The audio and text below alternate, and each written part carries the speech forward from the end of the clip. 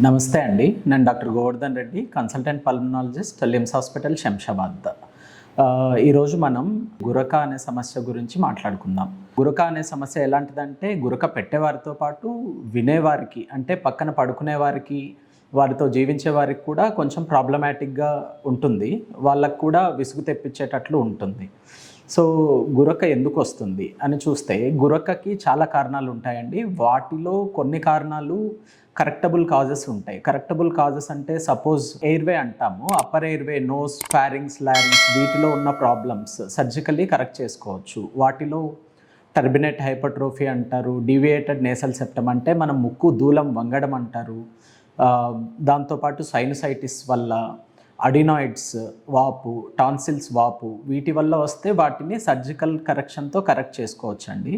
కొందరిలో కాజ్ తెలియకుండా కానీ, లేదంటే బరువు బాగా ఉండడం వల్ల, మన మెడ దగ్గర కొవ్వు ఎక్కువ పేరుకుపోవడం వల్ల, షార్ట్ నెక్ ఉన్నవాళ్ళు, హైపోథైరాయిడ్ పేషెంట్స్ అంటే థైరాయిడ్ కంట్రోల్లో లేకుండా తక్కువ థైరాయిడ్ హార్మోన్ తక్కువ ఉన్నవాళ్ళు, ఈజీగా వెయిట్ గెయిన్ అయ్యి వాళ్ళకి మెడ దగ్గర కొవ్వు పేరుకుపోవడం వల్ల కూడా నిద్రలో గురక అనే సమస్య వస్తూ ఉంటుంది.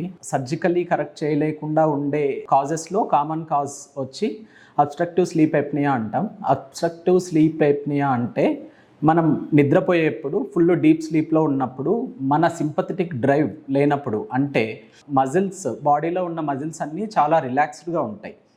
ఆ టైంలో మన మెడ దగ్గర ఉన్న మజిల్స్ కూడా రిలాక్స్డ్గా ఉన్నప్పుడు, కొవ్వు ఎక్కువగా ఉన్నవాళ్ళు మెడలో ఆ ఎయిర్వే ఏదైతే మన వాయునాళాలు ఉంటాయో అక్కడ గొంతు దగ్గర, ఫారింగ్స్ దగ్గర అది ఈజీగా కొలాప్స్ అయిపోతూ ఉంటుంది.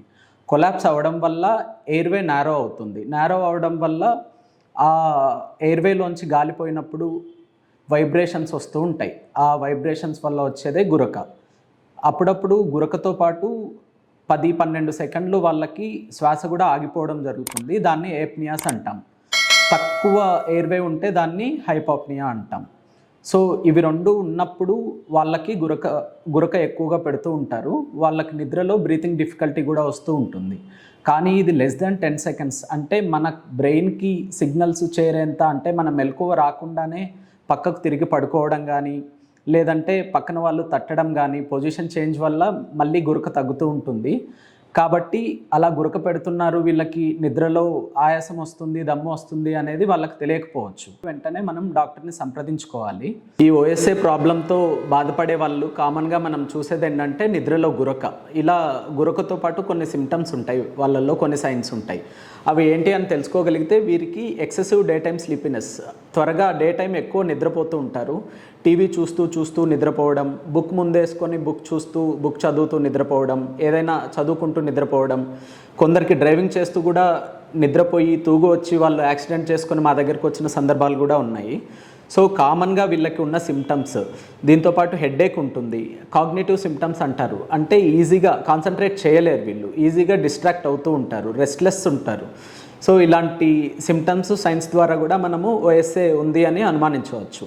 సో ఓఎస్ఏని మనం ఎలా డయాగ్నోసిస్ చేస్తాము అంటే, దానికి ఒక టెస్ట్ ఉంటుందండి, పాలిసోమ్నోగ్రఫీ. పాలిసోమ్నోగ్రఫీలో మనము మనిషి నిద్రపోయేప్పుడు ఆయన కదలికలు ఎలా ఉన్నాయి, బ్రీతింగ్ ప్యాటర్న్ ఎలా ఉంది, ఆక్సిజన్ సాచురేషన్ అంటే రక్తంలో ఆక్సిజన్ లెవెల్స్ ఎలా ఉన్నాయి, దాంతోపాటు నేసల్ ఎయిర్ ఫ్లో ఎలా ఉంది, కాళ్ళు కదులుతూ ఉన్నాయా, మన పొట్ట మరియు ఛాతీ మూమెంట్స్ చూస్తాము, దాంతోపాటు ఈజీ మెదడులో వేవ్స్ ఎలా ఉన్నాయి అవి కూడా చూస్తాం.